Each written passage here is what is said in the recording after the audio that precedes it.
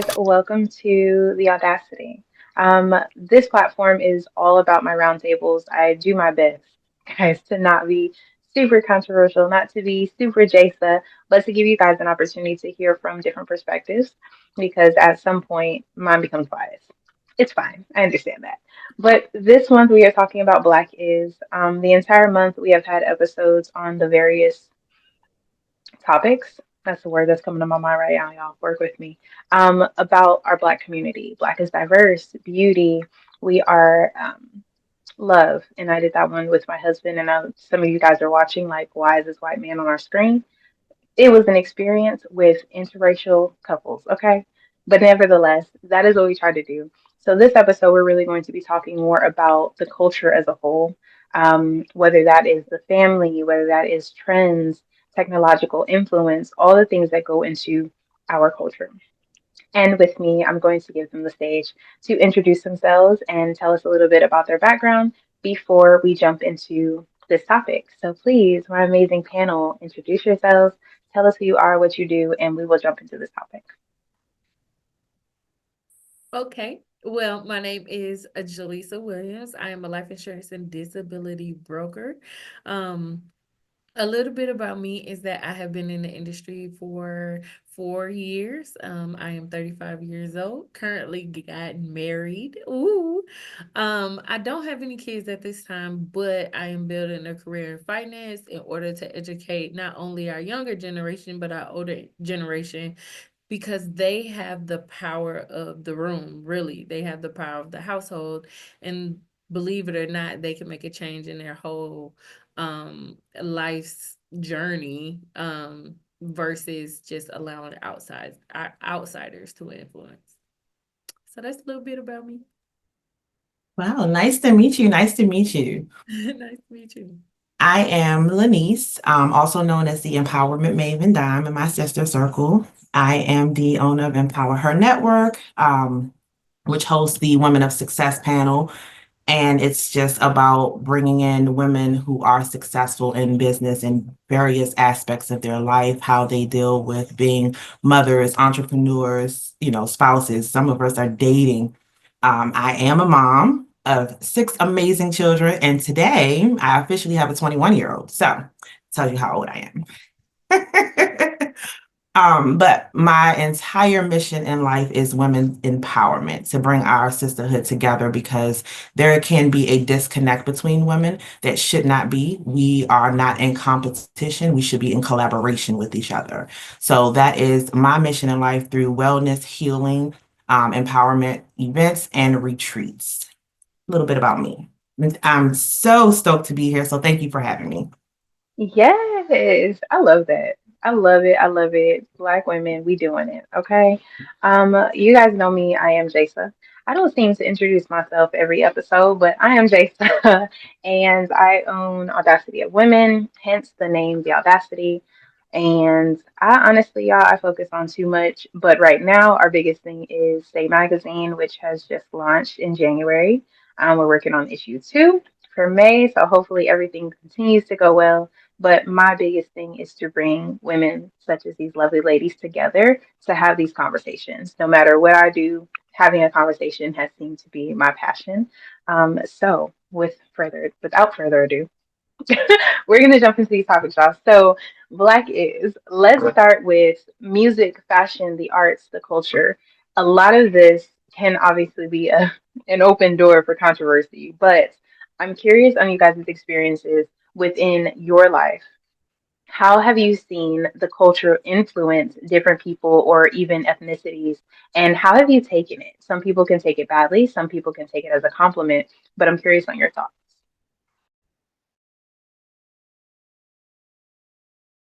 Okay.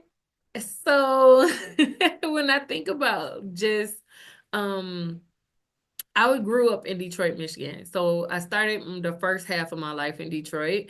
So I was always surrounded by nothing but black, right? Like Motown Sounds was down the street. Well, it was the Motown Pizza Hut, but literally it was everything. So I was surrounded by nothing but black. But I think who, when it comes to music, who we listen to definitely influences. Back then, I think I was listening to a lot of old, because my parents are older. So I was listening to a lot of old school gospel when I was with my dad, jazz, that type of stuff. So I got introduced to that type of culture. So it's more of a calm, loving, peaceful culture. When it came to my mom, though, my mom was more of a, what you call, a newer school gospel listener. So that's what I was surrounded by for the first half of my life. So when I was around, my other friends, that's when, like, the actual, I guess you would say, the cultured outside of gospel part was the biggest influence, because my friends are kind of the ones who introduced me to, like, rap and R&B and things of that nature. And I'm not saying that gospel isn't black, and I'm not saying that jazz isn't black, but I think that's what helped me become cultured and well-rounded, is because of the people that I actually had around me. Yes, I was in a majority of a black city, but my best friend listened to a lot of pop music. So I was like watching MTV when I was at her house, but I'm watching BET at my house. So who you are around definitely influences you, especially when you're in the molding part of life. And that's what I experienced. And so just having those people around, I'm actually grateful for, because now at this age, I have respect for all cultures and all types of music, all types of dress, um, all types of sexual orientations, things of that nature, just because of the exposure that I had when I was younger. That's awesome. Mm-hmm. That is awesome. I think that our Black culture sets the tone for global trends. Mm-hmm. But too often we see our contributions being stolen or undervalued. And even right now, I've seen it cause the huge debates that turn into evil conversations. Like even when Beyonce won the Grammy for the country album, we had a demographic of people who were angry about that. And I will tell you, I'm not a beehive. I did not listen to the album. Um, but I will say, based on her work ethic, what she's put out, she is very talented. And I believe for all of the other albums that she did not get that Grammy for, they made up for it with this one. Then you look at the Super Bowl and Kendrick Lamar and Drake, and how that sparked a huge debate and divide within, not only other cultures, but our culture. And you had people, going at each other, but he made history Mm-hmm. with a diss track and won Grammys. Okay, and then you look back at history, no one's done that. Even as big as the Nas Jay-Z was, no one's done that. So we have changed the game for a lot of different things. I do see or think that the music that we have now isn't the best for our culture. And it definitely pushes a huge divide within us. And it is very sexualized and violent. And I know, people will say, well, look back, we had Little Kim, we had Adina Howard. Yes, we absolutely did, right? But there were still levels to what we were exposed to. Now it is just it's everywhere. It is you barely have to have on any clothing, It is way more aggressive than it was then, and that shapes our children. Look at Sexy Red. I have nothing against her, get your money how you get it. But, here's the question. Do we force people to become role models that don't want to be role models, But because they are Black and they have the platform, we're forcing them into a role that they did not sign up for. They only got into this to make a check and take care of themselves and their families. But we are expecting them to lead our next generation and have a positive voice and influence, but that's not what's happening. So who's really wrong? Is it society for expectations, or the person who has the platform? Or, we can go even deeper than, the parents who allow the children to see it. But then you can't really stop your children, because then if you allow them to go to their friend's house, they see things there. Children have their phones in school. You can't stop them from going to school. So, what do you do? Where do we make a change, and who do we hold responsible?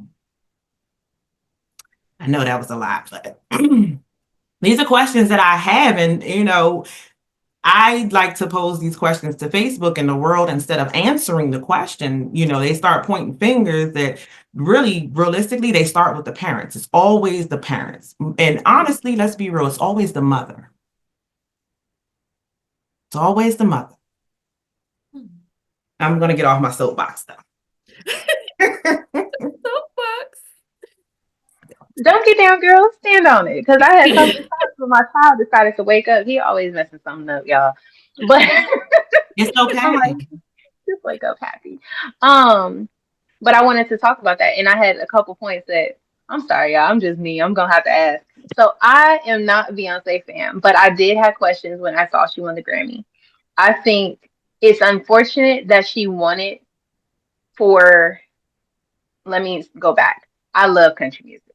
Okay, I am a country fan. So for me, winning a country award, I didn't agree with, because I feel like as a Black woman, don't give me anything because you dropped the ball with albums that you should have given it to me before. That's my one side. However, we cannot take away her performances, her work. It's beautiful. She deserved a Grammy. But I think on the other side of it, as the Black community, it is always everything Black. And it takes away so much sometimes, because let's be realistic. I listened to the album. It's a pop album. She's a pop artist now. She's getting into that field. So it's kind of a slap in the face as somebody that genuinely loves country, but also genuinely loves the work we do. Why are you giving it here? And let's take it back a little bit more. They gave her the country album Grammy because the country awards did not like her album. So it's such a mess for me, just on the outskirts, because I love everything Black. I love us. I think we are wonderful. But when you have people like me, like you said, Lynesse, when you pose a question to have a conversation, it is a lot of like, oh, well, what about this? What about that? Don't get me wrong. We need to have a conversation, but we also need to address our expectations within our own community. When are we going to say we had our ancestors take the step of taking whatever? That was the first level. Then we had other generations come in and say, okay, what are our standards going to be? It is our time to uphold those standards. And right now, we are taking it on more as, and it's going to sound bad, y'all know they're going to kill me. It's entitlement. We are taking on a form of entitlement. I know. Follow me, y'all. It's a sense of entitlement in the sense of we have been through so much, so we just need to be given it. We need to be given these opportunities. I don't agree with that. And I'm just going to stand on that and be real about it. I think me growing up and my dad telling me because I'm a Black woman, I have to work twice as hard, that is an accomplishment. I got here because I worked my butt off to make sure that everything I earned was because of my skill, was because of my ability to articulate what I feel and what I think needs to happen, as opposed to being Black. And I think when we step back to our younger generations now that have the platforms and have the voices, they are just going off of the clout of our ancestors. Oh, my ancestors were slaves, so I need to revolt and be this crazy person. No, baby, you need to go to school. You need to figure out what your education is going to look like. What is your dreams? What do you want? And not trying to just fit in this box of I want to be a revolution. And I that's just my opinion about it. I think that was so big, and I didn't want to be that person and be like, well, no, she didn't deserve it. But to a certain extent, was that a country album? That is the conversation, because let's look back. Let's look back, because later these white folks that we are so pressed about, they're gonna be like, oh yeah, she just got it because she didn't get anything else. And her husband went on the Ex- Grammys last year and said, "Give her the." Exactly. And that takes away from it. Yes. It takes away from it. So, okay. Uh So oh, Beehive, Beehive. no, no, no, no. I'm not. I'm not. I used to be crazy. I mean, crazy about her. Not well, not crazy, but I used to listen to her albums and stuff back in the day. She's not like a person that now she's not even on none of my playlists. I would have to go look at her. But is that to say that she has bad music? Absolutely not. Does that mean that I wouldn't listen to some of her stuff? Absolutely not. She is just not my perfect person. I mean, my person of preference Right. Right. to listen to. I feel like back in the day when they used to have a crossover category, they need to bring it back. Okay. Because what you're doing is you're blending realities here. This not even just about music no more. It used to be, okay, this is what this is it. This is what this is R&B. This is R&B. Mhm. This is rap. This is rap. This is Yeah. hip hop. This is hip hop. This is gospel. This is gospel. We all got our different genres and we all have our different award shows. Am I saying that we all need special award shows? Absolutely not. What I'm saying is we need to put back crossover categories because those respected people, even if we talking about K Michelle, she done crossed over the country Yes. because she is now independent and she like, this is where my voice is. This is what I Yes. always wanted to be. Stop holding me back. She Yeah. need to be in crossover Yeah. because she literally can go to any genre and she will be perfectly fine. So we Absolutely. need to actually start respecting people's talents and put them in a category. I agree. I agree. We as a society have a problem with understanding that more than one thing can be true about something at one time. Very Mhm. true. You feel like only one thing can be true. Mhm. When in fact, multiple things can be true, and absolutely everything that both of you said and I said that it's all valid. Mhm. It took away from her actually getting that Grammy in my Mhm. eyes. In Mhm. my eyes, like I said, I didn't listen to it, but just knowing Beyonce, I knew it wasn't a country album. It's not Billy Ray Cyrus. It's definitely not, going back to Dolly Chanel. Parton, you know. Yeah.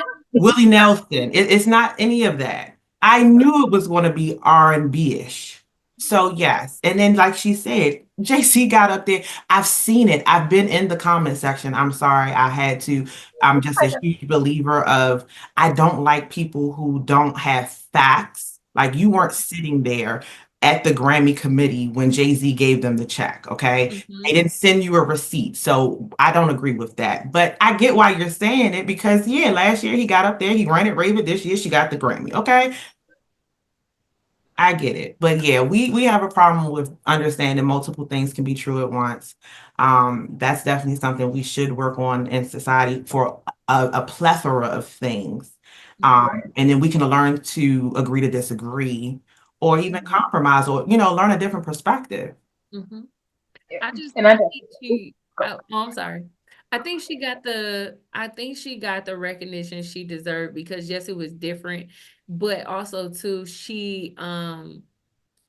what she did was she did a national, international wake up calls. Mm.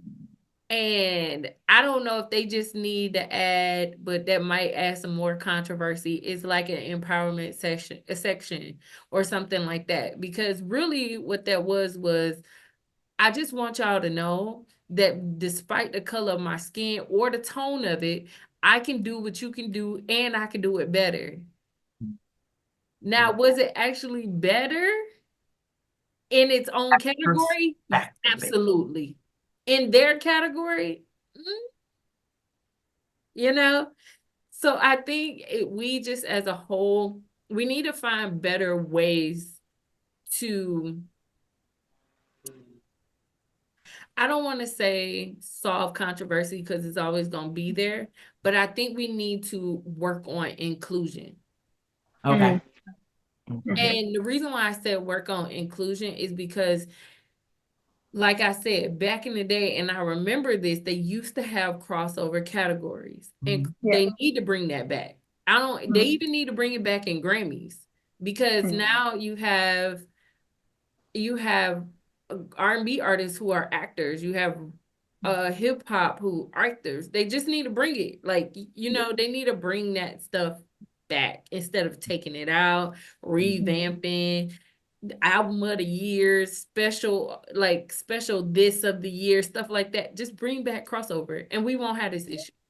Right. Yeah. Like, we And really just leave it won't at have that. this issue. Yeah. But something else I thought about when you guys were talking, and just so happened, like when we were talking about dress and color and the influence, and I was like, I remember when, because I'm from Detroit, Eminem used to be the highlight of Detroit, Michigan, right? Mm-hmm. And so I thought about him being a rapper and how he was like, no, you're not a real rapper because you're not black, right? And then it was like, well, he's one of the best lyricists. Man, God Mm-hmm. bless, He right? does. And then he got a little ranked on because of how he used to dress. But then Yeah. when he started dressing like he was out of jail, then it was an Mhm. issue because now he's Right. dressing like he black. Yeah. Right. So I'm like, when it comes to those, it's a question, like, what really is an influence?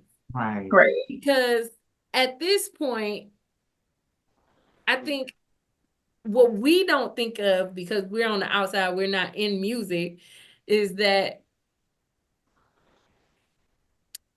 you are being puppeted. Mm. Mhm. And so whoever owns your music, owns your label, is either most likely has like a 60% control or more of what you do, how you dress, how you act, where you sing, what you do. Like, unless you just make a whole lot of money, probably like Beyonce, independent, Mm. things of that nature, you don't really have a say so in who you really are. Right. So how can we really blame these people for having these images? Mm. I got one for you. I think about making it more of a normal people conversation. Um, and I bring back my husband. He's probably gonna kill me watching this episode, but I'm gonna put him on the spot. So my husband, when we first started dating, he was the first of his kind in my life. I have never dated outside my race. I just haven't, and it wasn't necessarily a preference thing.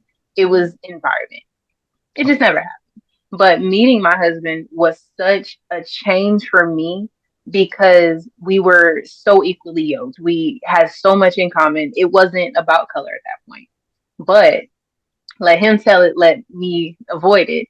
I had a really hard time with separating that black and white. And my husband's half Filipino. So he also has some minority in him. So, it wasn't like we were completely different experiences. It's just I only saw what I grew up seeing. So Mm-hmm. for me, listening to him, my first thoughts were he ain't gonna season my food. I just I went with every stereotype. I'm like, he's not gonna season my food. Oh my gosh, what are we gonna do? I'm gonna have to teach him how to cook. I'm still trying to learn how to cook. What are we gonna do?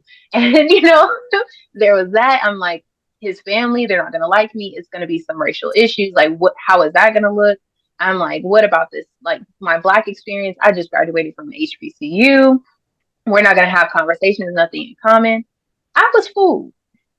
I was. My first time with him, he seasoned some like chicken for me. And it wasn't just like a normal seasoning. I was like, okay, wait a minute. Okay, stereotypes going out the window. But it Yeah. was so minor to anyone else. But I'm like, that was something I was mentally battling because I was so worried about these small things that if we decided to merge lives, is that going to stress me out? Is it going to be something is that going to be something that keeps me from actually getting to know him? Fast Right. forward a little bit, going to image. My husband actually went to one of the rival high schools that was in my county. So Mhm. I would have met him in passing. So a lot of this was more urban. And when we met, a lot of the way he dressed, the way he talked, just his experiences were similar to mine. And I was still taken aback because that's not a conversation we have. We don't talk about it's just where you grow up. It's your experiences you have. It's not always color. We're not in a position to where when our great grandparents were growing up, it was very distinct. Everyone had their communities. They had their type of people that they hung out with. Nowadays, anyone can have any experience. Poverty has no color. What you go through has no color. So having that experience with him and having these conversations now, I've learned to be more open, and with that has connected me to my ability to change my views on my own community much more than when I went to an HBCU, when I was surrounded by like-minded people. And I think that is something else that triggers a lot of us in the Black community. When you say, oh, well, expand your horizons, understand that someone else that may not look like you has a lot of wisdom that they can give you about your own community. I'm not Mhm. saying he taught me everything, but there are certain things that just come up in conversation, like talking about immigration. His grandmother is straight from the Philippines. So her experience as far as discrimination, as far as having to go through so many ups and downs, just being able to find a place for her family, it's huge. And we talk about, everything that happened in America. Yes, I can say from what I've learned, Black Americans had a horrible experience. We still have a horrible experience, but I can't say that mine trumps yours because I don't know what you went through to get here. I don't know what you went through in your own country. I have no idea. So I think having those conversations, like you said, Lynesse, we don't have to agree. We don't. We don't have to understand. We can leave it at, you know what? I hear you. Thank you for sharing your story. I give you empathy in that way because at the end of the day, you can just tell me, but I may not take it the way you do. I may not have the same emotions connected to it. But all of those things being said, when are we going to remove this boundary and say, this is mine? Mhm. At the end of the day, the moment we're here, unfortunately, whether we like it or not, we're Americans. Mhm. We just are. We're Americans. We merged. It is a melting pot, literally. It is the opportunity for us to be alike and, learn more about each other and just build our own communities within one big community. So connecting it all to fashion, music, and our cultures is so interesting to me that, like you said, Lisa, we have so many standards. One moment is bad. One moment we're not doing enough. One moment, hey, you need to change this because I want you to fit in. Even within the Black community, we do the same thing. Oh, you talk too proper. I used to get told that all the time because I know how to speak because I went to school. I can switch it when I'm comfortable. However, being realistic, when I go to my job, no, I'm not talking to my boss the way I would talk to you.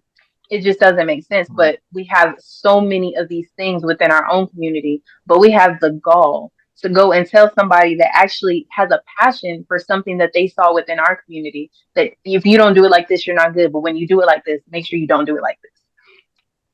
Anyway, that was my soap. But I love all of those things. I think it's an amazing way to talk about that exposure, um, and kind of shifting into the exposure of the Black family. We know that historically speaking, things have changed so much, but they have not at the same time. If you're comfortable sharing it, what is your experience with being in the Black family? Is it nuclear? Are you divided? What does that look like for you, whether it's now or growing up?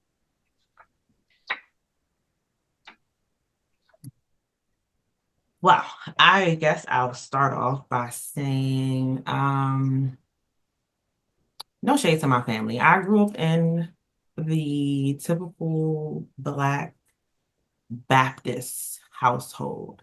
Um, and I split my childhood between my mom, my grandmother, and it was grandma who had me in church every day that there was church. And the typical what goes on in this house, is stay in this house. We don't like to be embarrassed. So that shaped a lot of my parenting for my children. things that I did not want to do with them. I'm very open and honest with them. We have very raw conversations. I mean, I started talking to them about the real world very, very early, including sex, because I don't ever want them to fall not only victim to something that they weren't educated on, but to also protect them, because we know we can't be with our children 24/7. Um, Also, so they felt comfortable coming to me if someone were to harm them, no matter who it was, within our family, outside our family. And I don't know why within our community we hide pedophilia. We sweep it under the rug. We are unable to look it in its dirty little eyes and address what's going on and acknowledge it. We always, I posed a question the other day, who's really in the wrong when you've got Uncle Tim that you make the joke about, you can't leave Uncle Tim around the kids, or oh, don't be alone with Uncle Tim, or why is Uncle Tim around?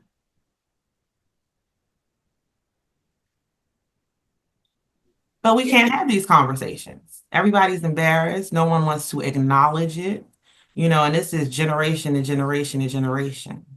Yeah. So that's one area of it. And just to go outside of my own experience, I am tired of hearing about how the system was created to tear the Black family apart. Ooh, talk about it. I am so over that narrative, because to me, if you can acknowledge the system was created to tear us, the Black families apart, then why are you But contributing to it? Talk about it. So instead of fixing or correcting the issue, we're just going to keep using that as the excuse. Okay, Lynesse created the letter. Okay, now what? Continue to do what you need to. Continue to, yep. Talk about it, because that's, yep. continue to do what you're taught to do. Mhm. And that's living that quote instead of creating your own lane. Mm. Victim mindset. Yes. Oh, yes, we do. Yeah. We gotta have somebody to blame. All the time. Every Black History Month. Because that, me and you talk. That's what bugs me. We, let's, and I'm going to go back into my Jason mode. We don't need a month. Let's start there. Technically, we don't need a month. We live here. We are just as much a part of this country as anyone else at this point. Why do we need to be subjected to a month to celebrate ourselves? Just celebrate it. Just celebrate. Just talk about it. But what's even more insult to injury is the fact that we spend this month talking about all the times we were victimized. I'm sorry. I told you, Jalessa, my son got a whole poster of all the amazing Black people that have invented something, said something wonderful, that just is made their mark. And if I had the opportunity to take him back, they're not going to complain about the things that they had to go through. They're going to talk about what they did. They're going to take the opportunity to use their platform to say, yeah, this happened, but this is what I did. This is how I got here. Right. When are we going to stop blaming? I get it. I do. I know how important it is to make sure we understand our history so it doesn't repeat. I do. 100%. My son will know everything. But he's also going to know these are the tools that your grandmother took. These are the tools I took. These are the things that you can take with you to continue to pave your own way. Forget that. We took care of that. This is your obstacle. Because right now we got Black on Black crime. Right now we have poverty. Right now we have the inability to buy eggs. Okay, right now that's what we have. So instead of focusing on the stuff that our ancestors, our grandparents have taken care of for us, focus on what's in front of you, because I promise you it's not going to get any better. It's always going to be something new. So why? Ooh. Burns my britches. Burns my britches. The britches. It burns my britches. It really does. My britches. And when I pose the question, and it's now what is, well, we're taught. Okay, so are you unable to untrain your mind? Is this what you're teaching your children? Because you're going to keep carrying this on generation to generation. That's my problem. If you know, you understand, what are you teaching your children? Whew, I'm sorry. It started a little fire inside because I can't. We are too powerful to have victim mindsets. Yeah, I agree. I agree. I think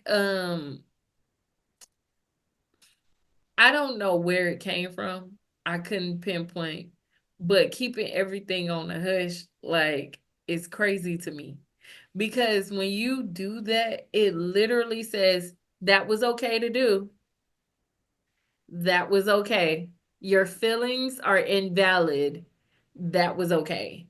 And I think that's something that runs deep within us now, that with some of us, when we're ignored, we become angry, and when we're ignored, we shut down, because we are taught that your feelings are invalid and they're right.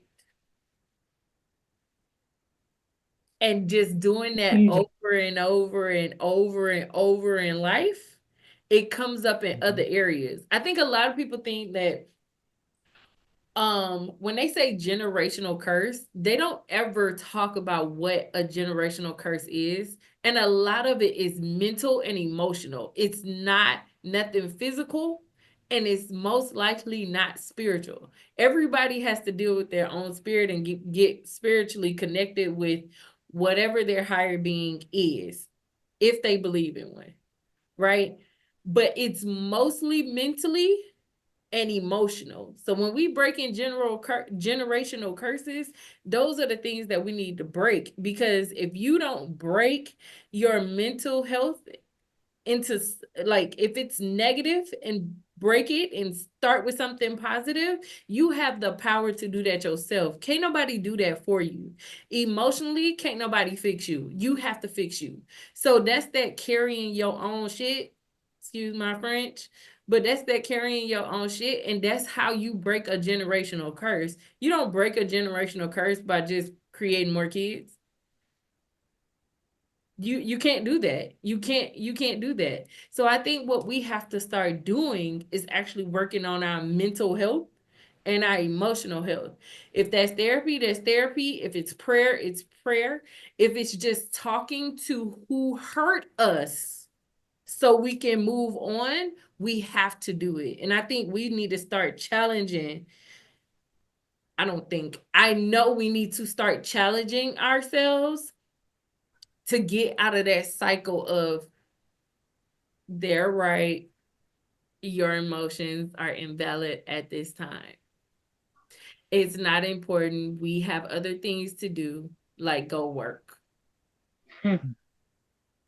But you Girl, can't function at that job until your emotions are right. You can't know that you need a promotion until your emotions and your mentality is right. You can't. That's why people sit at jobs for 30, 40, 50 years. yeah. It's because somebody told them your emotions are invalid, but you have to go work right now. Honey, I'm about to share too much. Oh well, I'm gonna tell them. But you know what?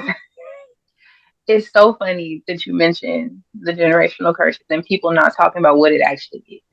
Mhm, Because for me, my son will be 2 in May. mhm, And my entire experience being a mom has been tested at every single turn. Me and my husband have been through stuff that I'm thinking is 15 years from now, but now we've been dealing with it up front. And I praise God for that because that's a blessing. We have gotten through it early in our marriage. Like that's no one can say that. Most people can't say that. So being a mom now, I was, or going back a little bit, before I was a mom, I was the follow whatever my family said. And no shade, but shade. It is what it is. I am at a point where my sense of peace was isolating. I removed myself completely because I'm at a point where I'm no longer blinded by what was expected of me and taking whatever that looked like. I understand everyone has their journey mentally. I understand everyone has their challenges and trauma. but that's not my problem. And I am the type of person where I will take on anything for you. I will go to straight war for people that I think are for me, I love. You don't even have to be family. I will do that for you.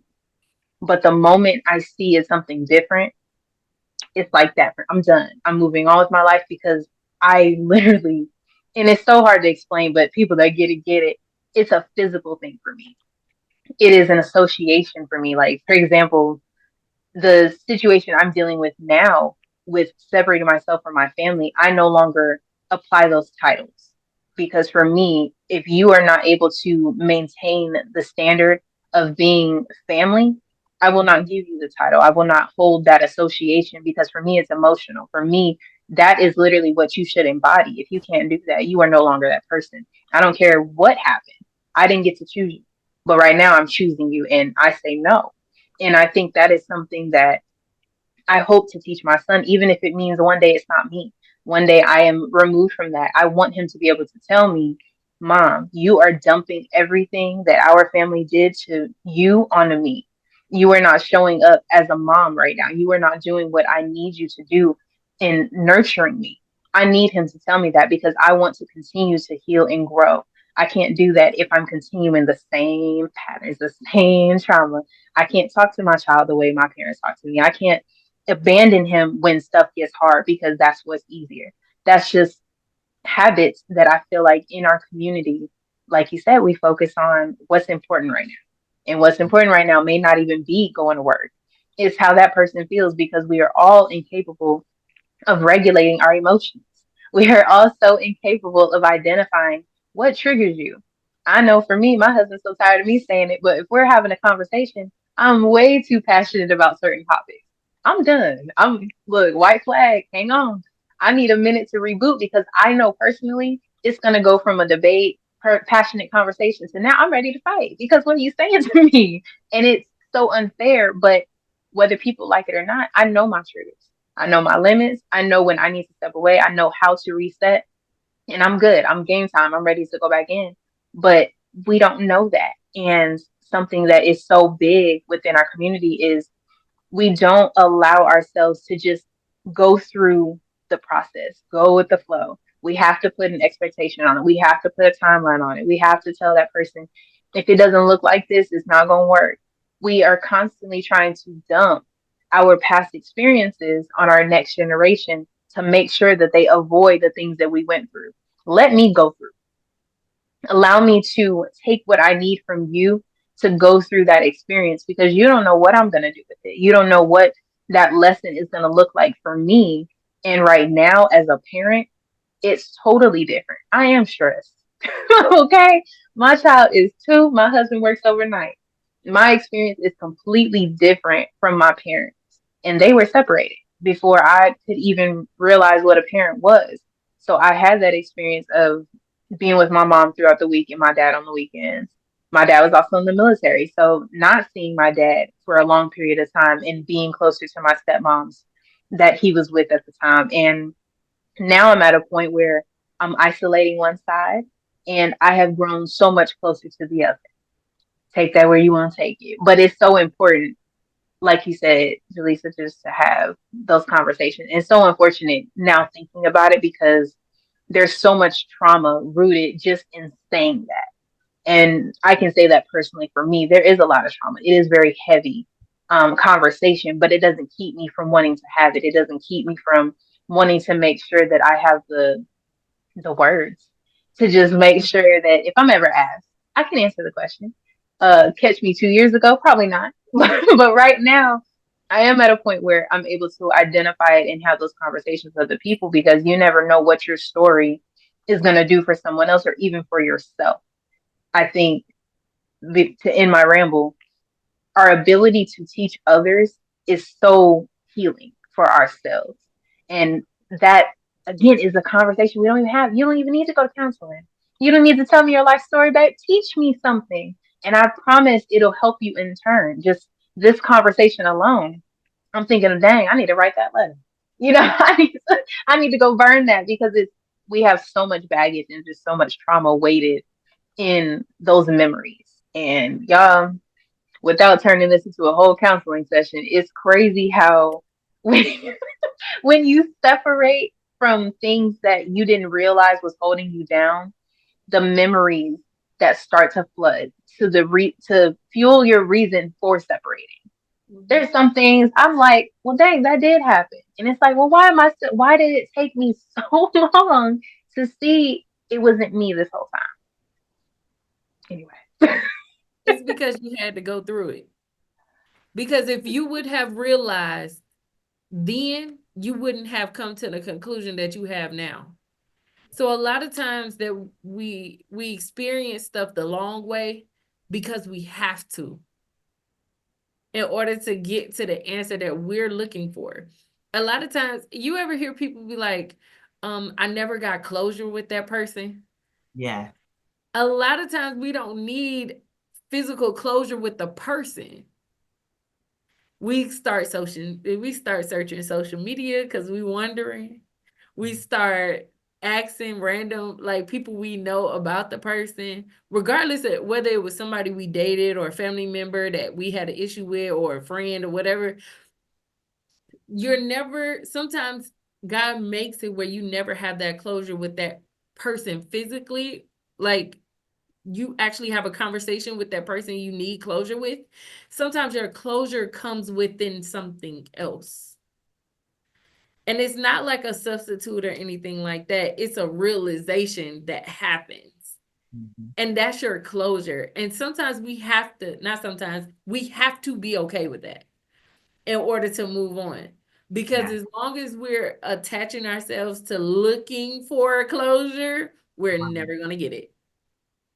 And so we hang and we hang and we hang until we get sick and tired. And then we just like, okay, we done with it. But you're still not done with it no, because you didn't pay attention to the closure that came. yeah, I missed it. You Door missed closed. it and hanging on to it.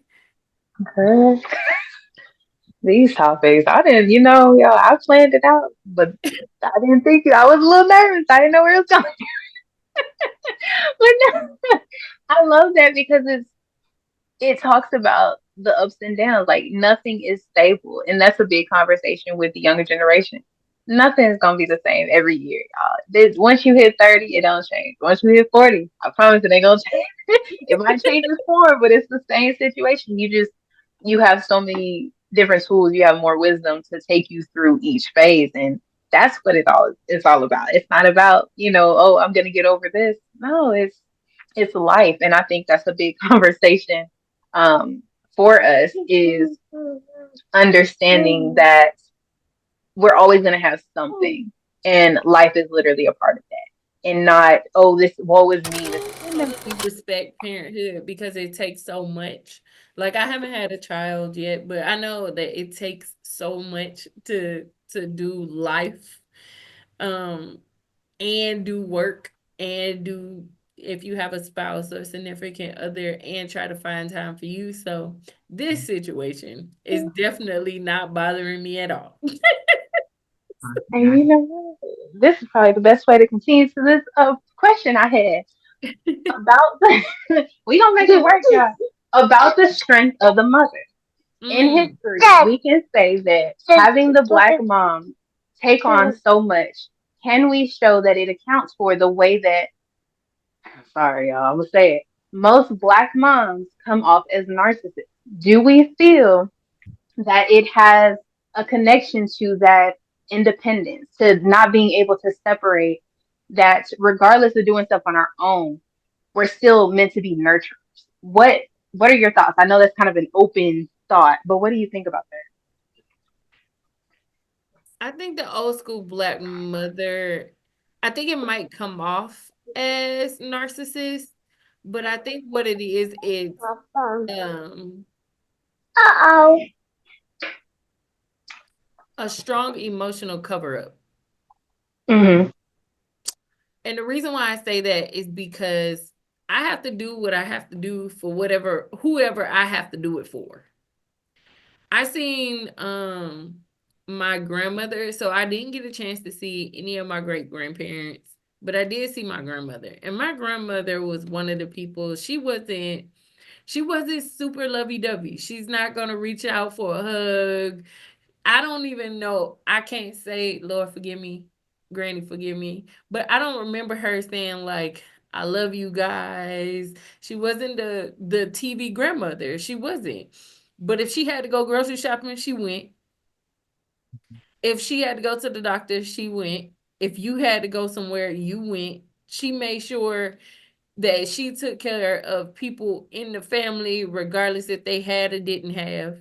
She was old school, so she had the purse with 18 pockets. There was something in every pocket for backup. Like she was that type of grandmother, right? But I never seen her really like cry or back down. And of course, I always visited her. I didn't live with her. We lived in two different states, but I never seen her shed a tear, right? But if something had to be done, it was done. I in my stage of life, I don't think I've even seen her work. I seen her go fishing. I seen her maybe go to church every now and then.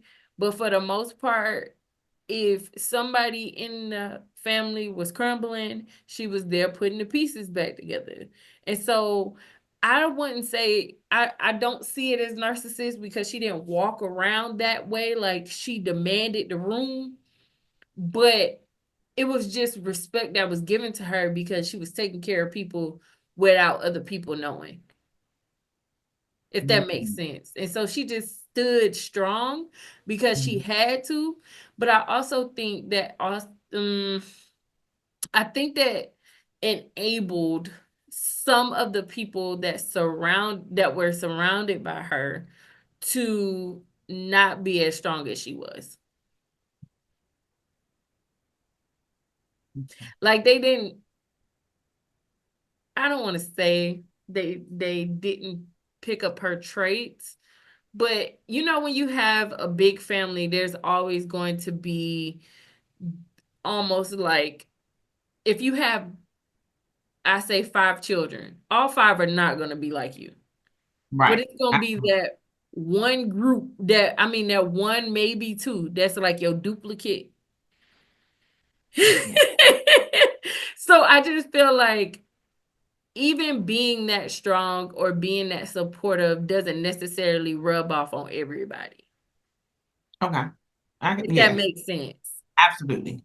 It does. But I don't know if that's a hindrance or not, because I'm technically my mom's only child. Like biologically, I'm my mom's only child, but I'm the 5th. So I can't really be like, oh, my siblings didn't, pick up her traits. I definitely have my mom's traits. But again, I was a single child. So it makes sense. Even though that don't always 100%, that's not 100% guaranteed either. Right.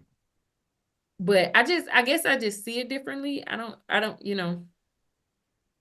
I think it can be a hindrance being that strong, but I also, because it's a lot of stuff that's not being talked about. It's a lot of stuff that's being fixed. People don't get a chance to feel or experience things because all you do is fix it. Mhm. Mhm. But I don't see it as narcissistic. I think to add to that, in my own personal experience and with other people I've had the privilege of talking to, it's more in the sense of living in their own world, feeling as though everything that they do should be praised, and maybe giving some more information. But from my own situation, it was constantly a battle of being belittled, feeling as though things that were being said or brought to her attention didn't exist. And in the moment, you question yourself, like, am I making this up? Do I feel as though I'm actually being heard? Not to necessarily have it corrected, but to understand what's happening. And it wasn't happening, and trying to figure out how can I be better and address it for my own sake without trying to challenge her, because now that's another factor that's brought into the conversation. You want to address it, you want to have a conversation more so as an adult, But because of this person having these specific traits, if they're challenged, now you're no longer their child. Now you are somebody that is threatening their peace. So it's interesting to me when I hear other people have the same experiences, because it is similar. You know, like I can deal with a strong person. My mom is strong. My family members are strong. I live in a family full of single women. So I Mm-hmm. know the single mother mentality. I get that. But for me, what always threw me off now, addressing the changes and seeing the behavior more clearly, it's always like a sense of hierarchy, or obviously the matriarchy. Instead of it being, okay, my daughter is growing up, she's learning new things, she's building her own home, it literally turned into, I have to fight for my throne. When in reality, I'm trying to lead.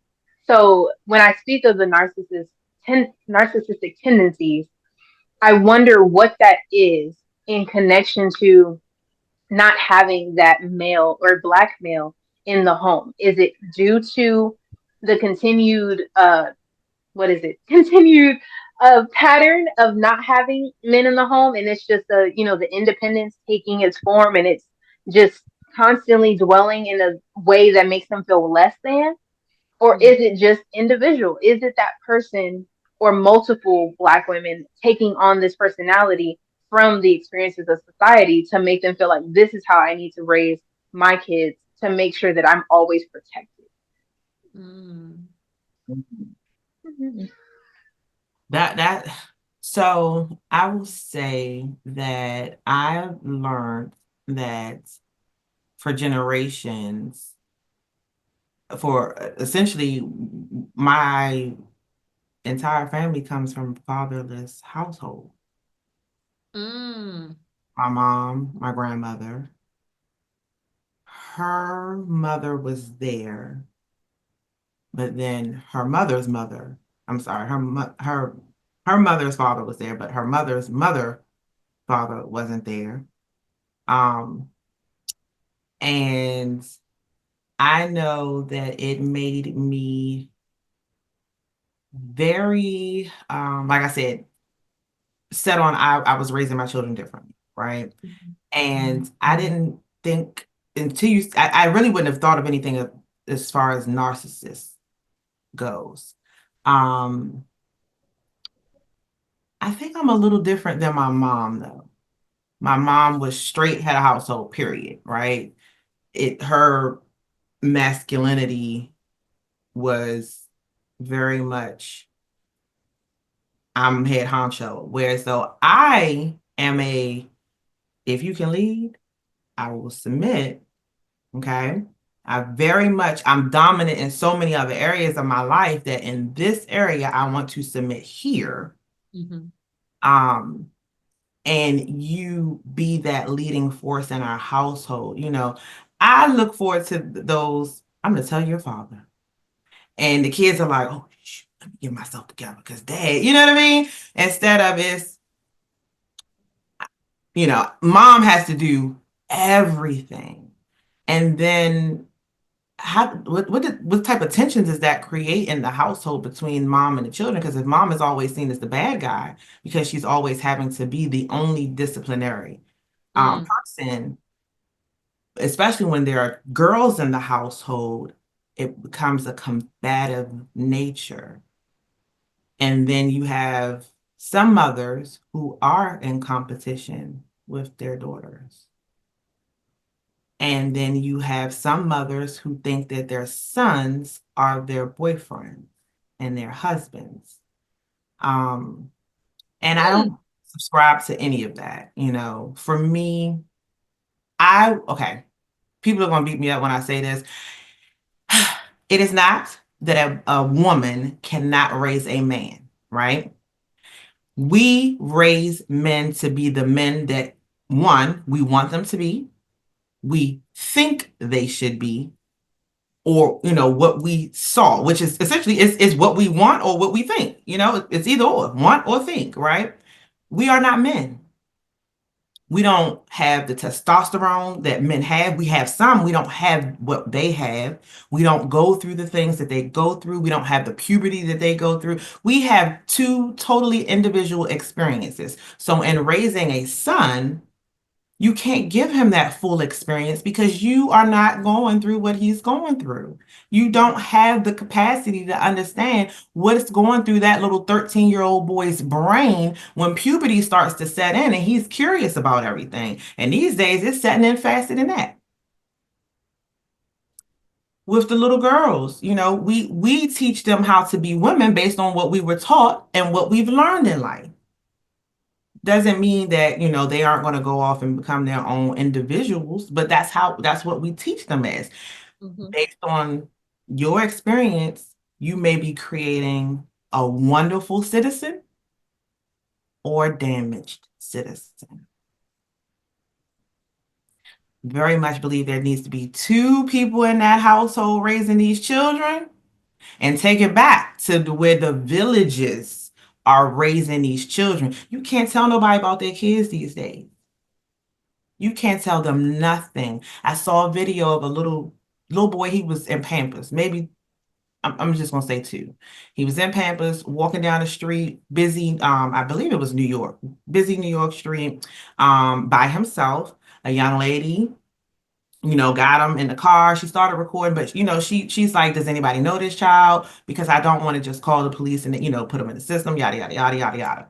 Long story short, she found the mother, and the police were called. The mother went off on the young lady, saying, "How dare her, one, call the police? How dare her be filming? Try to smack the camera out of her." It was ridiculous. And I said, this is why when Black women say, we don't feel protected and a lot of other things, sometimes we cause that because we can't tell you nothing. We can't tell you nothing. You know everything. There was a young lady at a gas station, and a Caucasian gentleman had a gun out, put it to her head, okay? And she still going,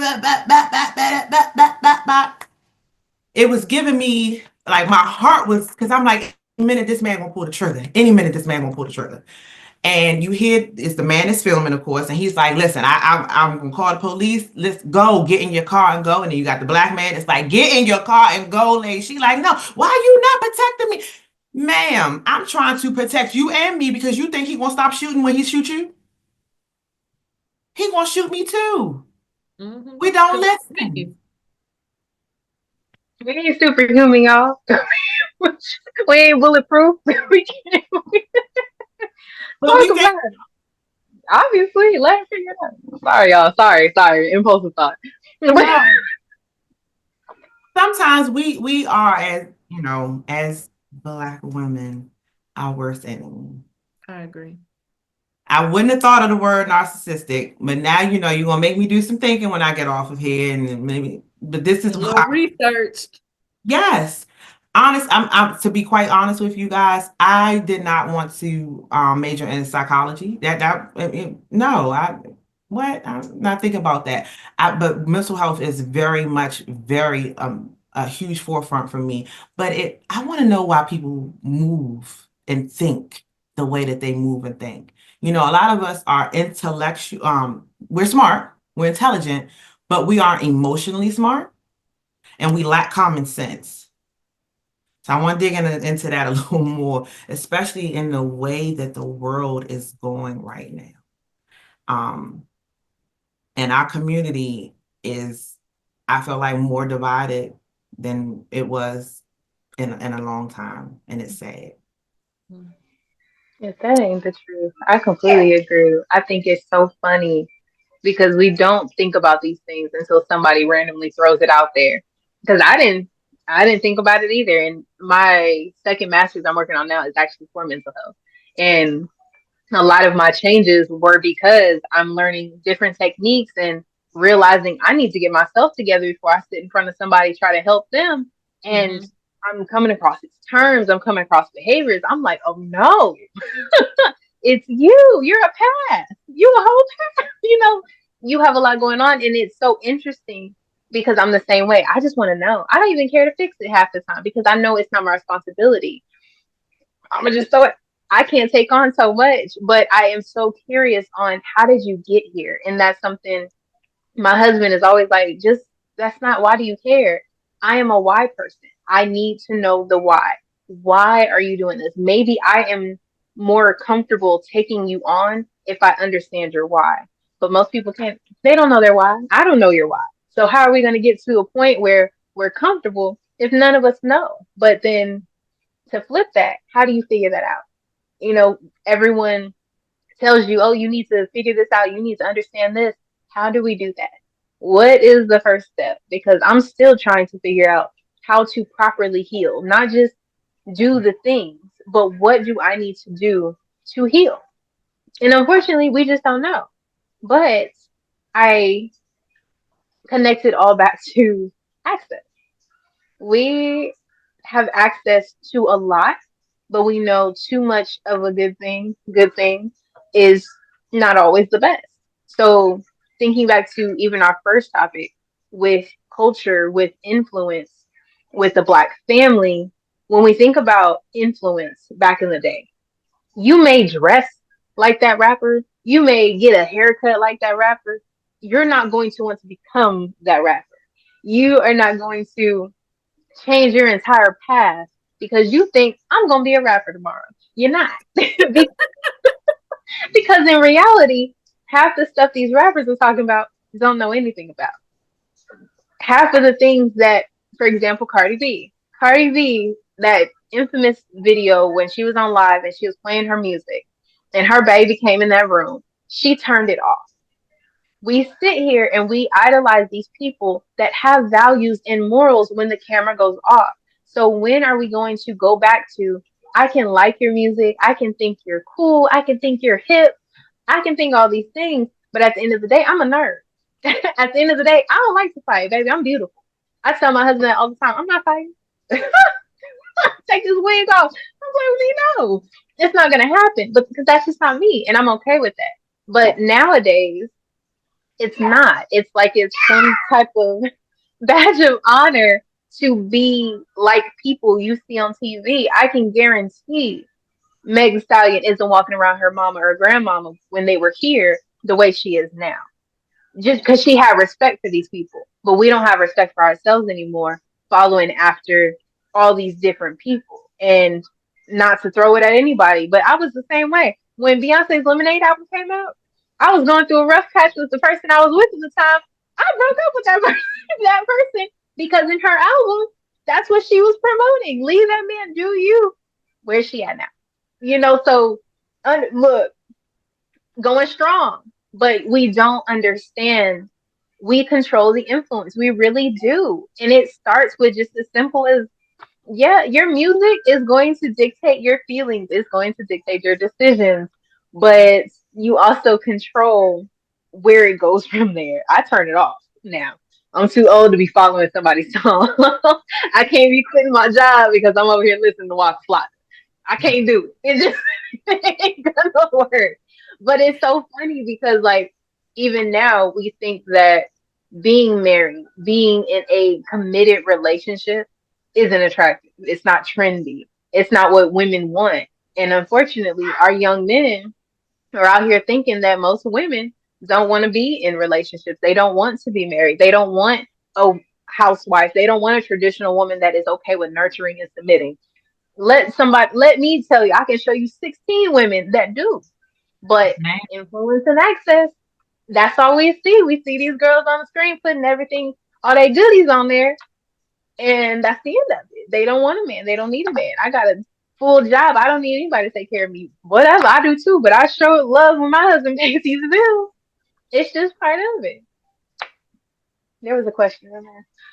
Anyway, Jalissa, you just got married. Tell me what that was like for you as far as influence. Obviously, you had your family. You were able to see what more of a Christian woman would look like in the sense of what you wanted. But what did that look like for you since you're newly married? Congratulations. To be honest, thank you.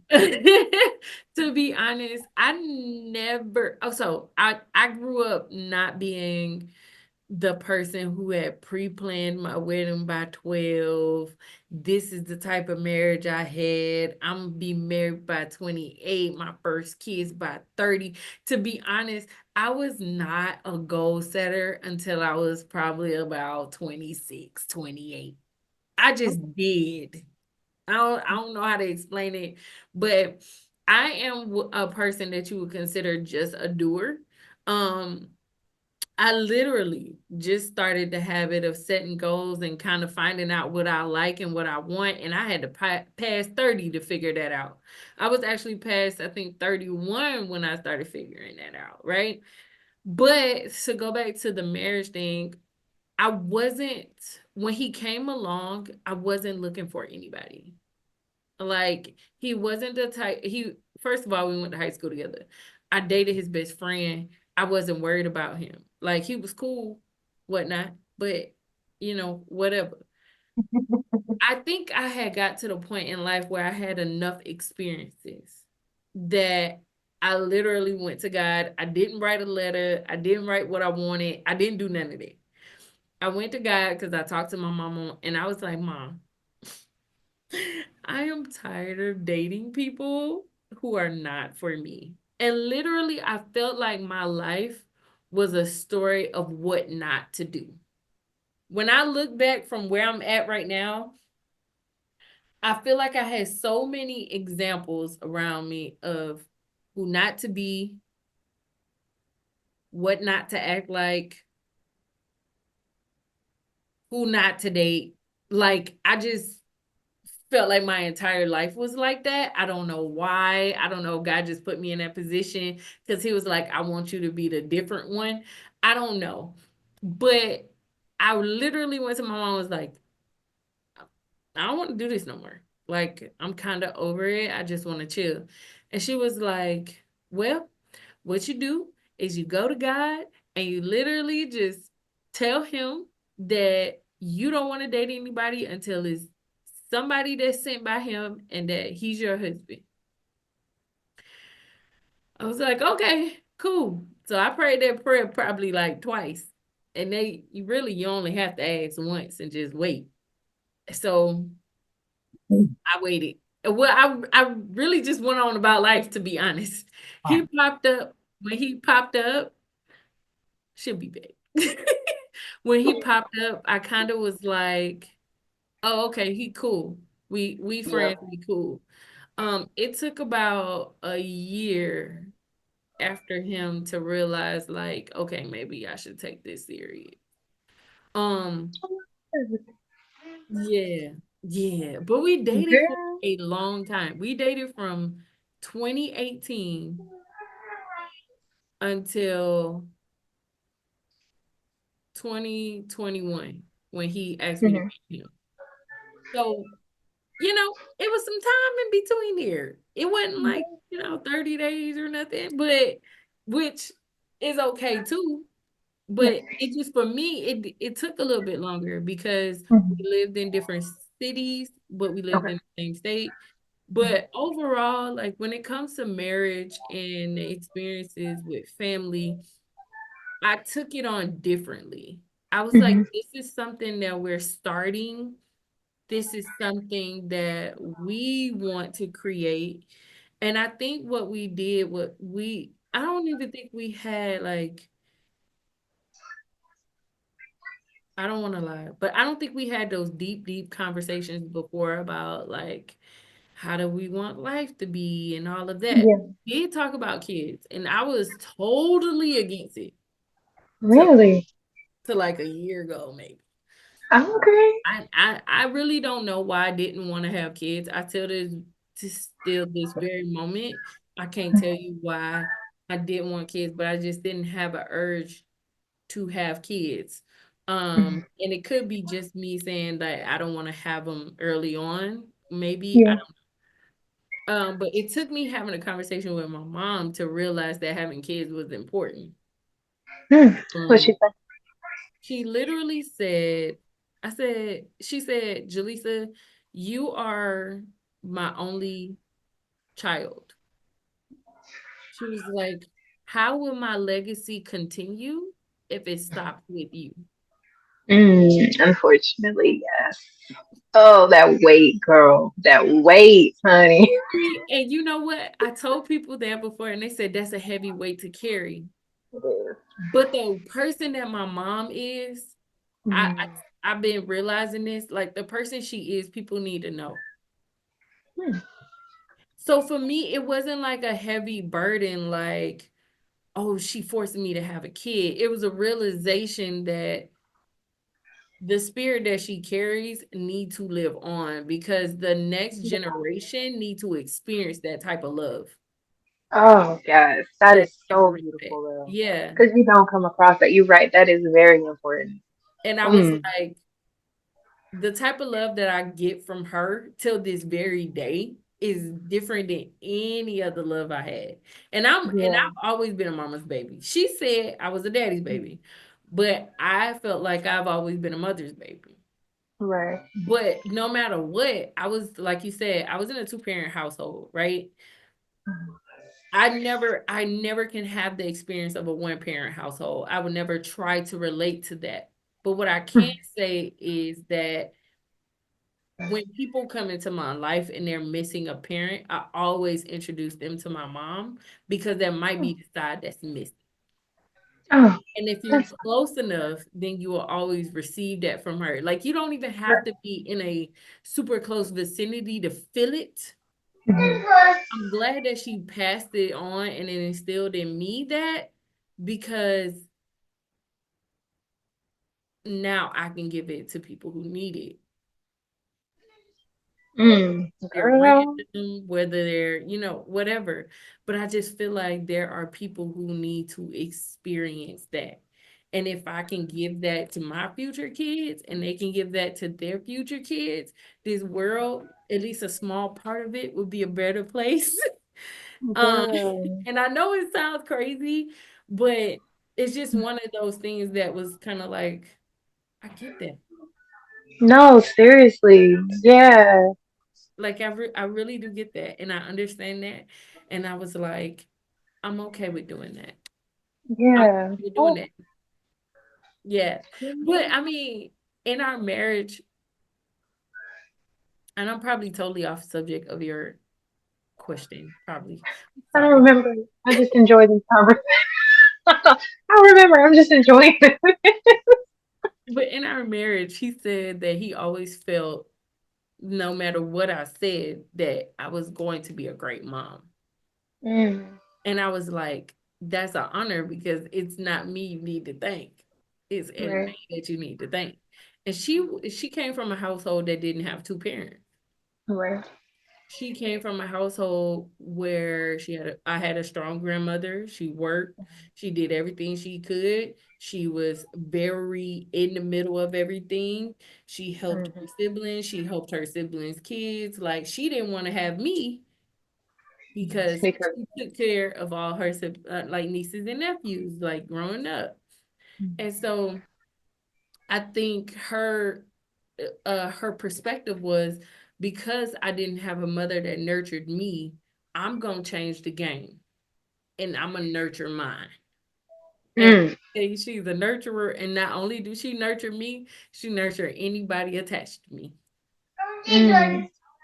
I So love that. she's not selfish at all. I've never Yeah. seen a selfish bone in a body. Yeah. Well, where are they at? I don't know. Where they at?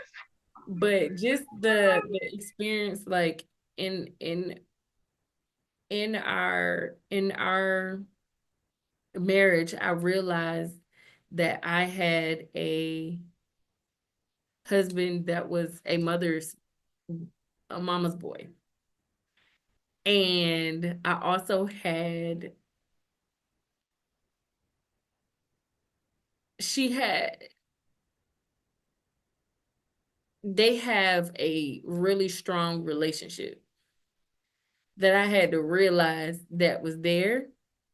And I think what I did most was say, hey, you need to talk to her. Like, you influence their relationship to keep going, even though we moved across the country. Like, we left Florida and moved to California. But I'm like, even though he is a mom's boy, you can't disrupt. You can always create a a boundary with him to say these are the boundaries that don't need to be crossed. Because sometimes when you have a son mother relationship that's strong, they don't have boundaries. But your significant other comes into play, and you can't be Mm, like, oh, these are the same ways that we're going to interact. And right. so we literally had conversations about like boundaries and making sure that I respect you guys' relationship, but I also want you to respect ours by saying that these are the boundaries that we need to look into. These are the boundaries that we need to build. And it may take some time. So it does take patience, especially being in Mhm. a relationship, especially living with somebody, because y'all not you guys are not going to be the exact same. And I think Right. in Black households, we have to realize that we don't own the space that we in when we're not single anymore. Honey, why you calling me out? So I had to realize like this not my space no more. And I had to address it with him like this is not your space anymore. You have to understand that it's us now. And I think that kind of helps with the process and growing of the marriage. Girl, come on, you got me reminiscing. We done been. It is so funny because our story is kind of the opposite of Hmm. yours. Hmm. Like we got together very quickly. Like after he reached out to me on social media.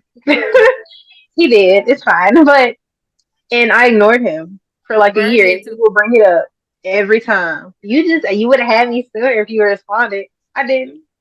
I'm sorry. But a year later, our first date after, I was like, oh, that's my husband. Oh, we're gonna get married. And I was in the same boat as you. I was dating. I was just trying to figure it out and trying to find somebody that made sense. And it just wasn't happening. Hmm. But I was also married prior to. So I've been married. This will be my second marriage. But that one, I was young. You channeling your daddy? Here, here you go. Mommy's gonna have to do a lot of editing. A whole lot. Oh, okay. But well, I'm done. Can I close up the episode? Because it's just gone to shit. It's gone to shit. But I'm keeping all this in here too. That's the best. I try to be as honest as possible, y'all. Y'all know how I do. My episodes be crazy. But um, obviously we lost Lynesse. I think her device was having issues in the beginning. Y'all didn't see it, but this conversation is everything the audacity aspires to be, just being as genuine and open as possible. I said I was gonna do a lot of edits. I'm probably not, y'all.